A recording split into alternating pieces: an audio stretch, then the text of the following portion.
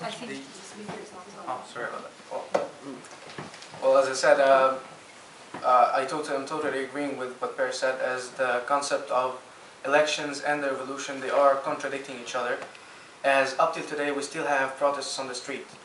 Like from the 19th of November, for a whole 5 days, we had 3,000 injuries and 36 martyrs in Tahrir Square. Again, because people are still struggling.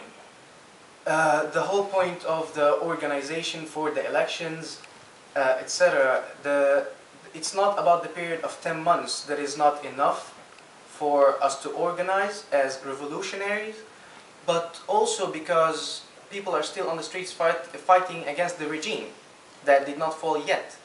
So it is not about leaving the streets to organize, like Salafis, for example, who didn't have a major role in the protests. Some Salafis went out, but I mean, the ideology did not support the protests or to support toppling a regime.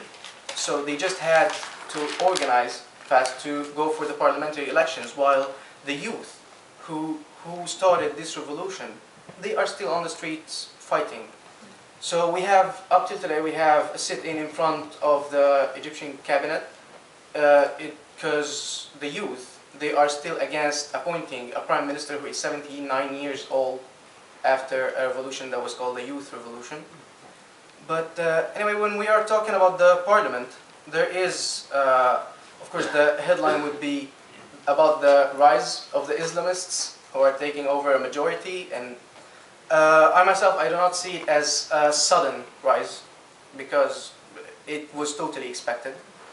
And according to Gallup polls right before the elections, it stated that 15% supported the Muslim Brotherhood, 5% supported the center, and 7% supported the Salafis, who are considered as the extremists or the religious fanatics, who consider Islam as a political ideology.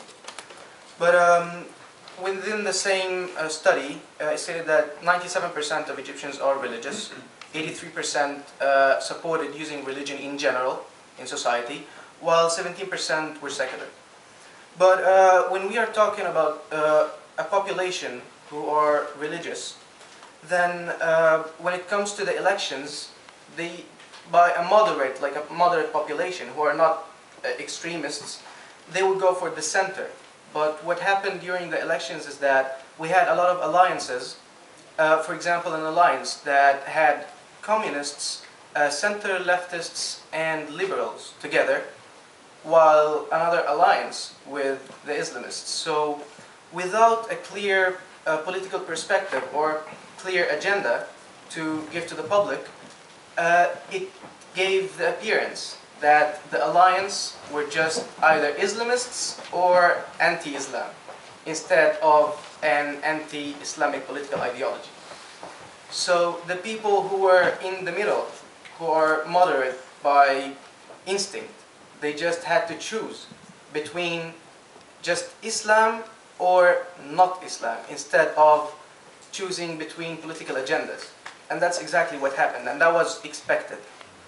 So if we are going to analyze the numbers of the first phase of the elections, we had the first phase and then the reruns.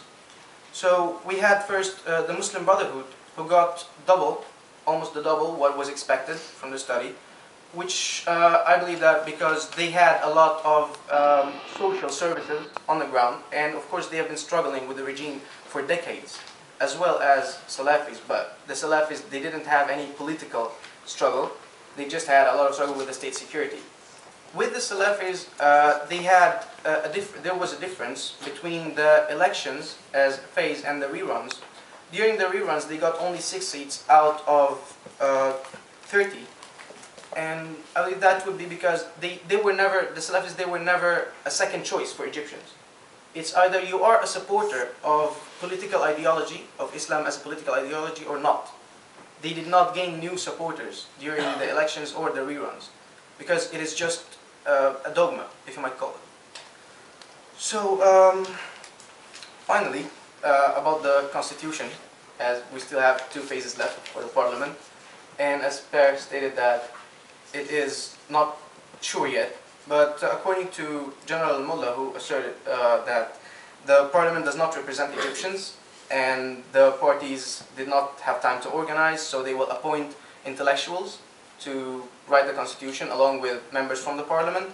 And the Superior Council of the Armed Forces got slammed in the media because of those statements.